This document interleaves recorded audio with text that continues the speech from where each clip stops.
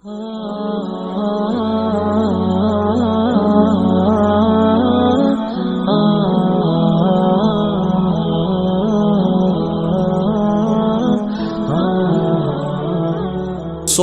سچے ہیں اللہ کے وعدے، اور اس کا وعدہ ہے وَأَنْتُمُ الْأَعْلَوْنَ إِن كُنتُم مُؤْمِنِينَ، تم مومن بن کے دکھاؤ، عزت کا تاج تمہارے سر پہ رکھوں گا۔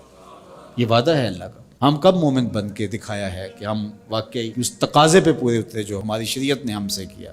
ملاوٹ ہم کریں، جھوٹ ہم بولیں، ایک دوسرے کی جڑیں ہم کاٹیں، مکر، فریب، دجل، کیا کچھ نہیں ہے جو ہمارے اندر نہیں۔ اچھے مسلمان ہونا تو دور کی بات ہے، ہم اچھے انسان بھی نہ بن سکے۔ مسلمان کی تعریف کیا کی گئی؟ المسلم من سلم المسلمون من لسانہ و یدہ، جس کی زبان سے اور جس کے ہاتھ سے دوسرا مسلمان محفوظ ہے، وہ مسلمان ہے۔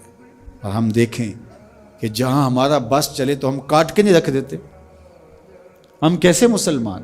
حضور علیہ السلام سے پوچھا گیا کہ مسلمان بزدل ہو سکتا ہے؟ کہا نہیں، بہادر ہوتا ہے، لیکن ہو سکتا ہے کبھی بزدلی بھی کر جائے، آخر بشر ہی تو ہے۔ پھر پوچھا گیا کہ مومن کنجوس ہو سکتا ہے؟ کہا نہیں، مسلمان بخیل نہیں ہوتا، سخی ہوتا ہے، لیکن ہو سکتا ہے کبھی بخل بھی کر جائے۔ تیسری بات حضور سے پوچھی گئی، مومن جھوٹا ہو سکتا ہے؟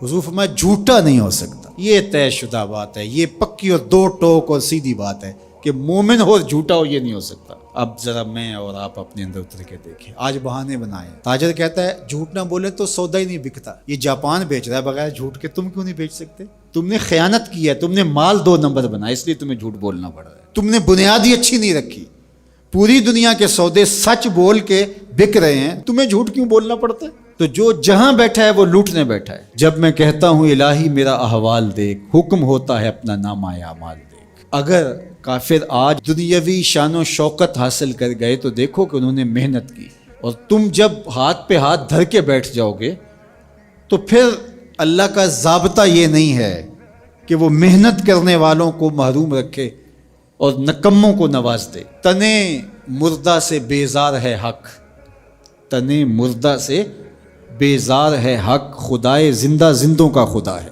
من جہادہ وجدہ، جس نے محنت کی اس نے پا لیا۔ چیونٹی بھی دانہ اٹھاتی ہے، ہمت نہیں ہارتی تو بالآخر اپنی منزل تک لے جاتی ہے نا۔ چیونٹی بھی ہو ذات کی تو اس کو بھی نتیجہ خیزی تک رب پہنچاتا ہے۔ کچھوا بھی چلتا رہے تو منزل پہ پہنچتا ہے، خرگوش ہو کے سویا رہے تو وہ منزل پہ نہیں پہنچ سکتا۔ تم خرگوش صحیح لیکن سوئے ہوئے ہو، لہٰذا منزل تمہارا مقدر ہو ہی نہیں سکتی جب تک تم مسلسل چلنے کی مشق نہیں پیدا کرتے۔ وَأَنْتُمُ الْأَعْلَوْنَ، تم ہی سر بلند ہو، لیکن شرط یہ ہے ان کنتم مومنین، تم مومن تو بن کے دکھاؤ، تمہارے سر پہ عزتوں کا تاج رکھ دوں گا۔ آج ذرا دیکھیں ہم کھڑے کہاں ہیں۔ تھوڑے سے حالات سخت ہونے لگتے ہیں تو تاجر ذخیرہ اندوزی کرنے لگ جاتا ہے، اور مانگتے ہو وہ شانیں، مانگتے ہو وہ عزتیں جو قرون اولیٰ کے مسلمانوں کو دی گئی، ذرا وہ کردار بھی تو لے کر کے آؤ نا۔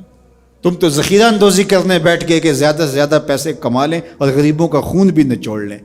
اور مدینے میں تھوڑے سے حالات تلخ ہوتے ہیں، تھوڑی سی قحط سالی کے آثار ہویدا ہوتے ہیں، اور حضرت سیدنا عثمان غنی رضی اللہ تعالیٰ عنہ کا تجارتی قافلہ غلہ لینے گیا ہوا ہے شام میں۔ تو جب وہ شام سے واپس آتا ہے تو مدینے کے کچھ تاجر آتے ہیں اور کہتے ہیں کہ جناب یہ جتنا غلہ ہے اونٹوں کے اوپر ہی ہمیں بیچ دیجیے، ہم سے 2 قیمت لے لیجیے۔ فرمانے میں اس سے زیادہ قیمت میں دینا چاہتا ہوں۔ تو کہا جناب 2 گنا لے لیجیے۔ فرمایا نہیں۔ تو کہا کہ اتنی قیمت ہم آپ کو دے رہے ہیں تو آپ نہیں دے رہے۔ کہا کہ میرے پاس ایک ایسا تاجر ہے جو 10 گنا قیمت دے گا۔ کہا وہ کون سا تاجر ہے؟ کہا وہ میرا اللہ ہے۔ اور بلا کر کے خادموں سے کہا کہ سارا غریبوں میں بانٹ دو۔ یہ تاجر تھے عثمان غنی، آج بھی عثمان غنی ہے۔ میں آپ کو بتاؤں مدینہ المنورہ کے بینک میں حضرت عثمان غنی کا آج بھی اکاؤنٹ کھلا ہوا ہے۔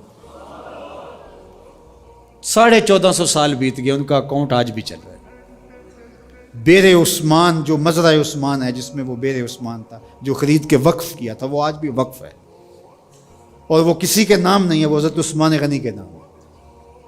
اور اس کی ساری آمدنی حضرت عثمان غنی رضی اللہ تعالی عنہ کے نام پر جو بینک میں اکاؤنٹ ہے اس میں جاتی ہے، اور پھر ادھر سے خیریہ میں آتی ہے اور غریبوں میں بٹتی ہے۔ ایسا غنی آج بھی اس کی سخاوت جاری ہے. غنی ایسا بھی دیکھا، یہ ذخیرہ اندوز جو لوگوں کے خون بھی نچوڑ لیتے ہیں، بوٹیاں بھی نوچ لیتے ہیں. آج مرے کل 10واں دن، بعد میں کوئی ان کو جانتا بھی نہیں ہوتا ہے.